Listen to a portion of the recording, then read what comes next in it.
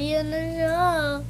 So, ito guys, minsan, yung nag-order kami dati nito, may shade yan. Sabi ko, andyan lovely mami, wag mo itatapon.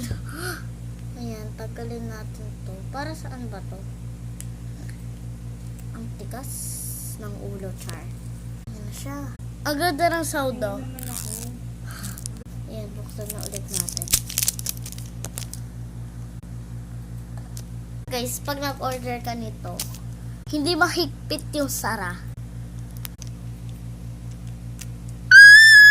Ay, walang kulay. Kaya ganda na ako sa mga TikTok ko.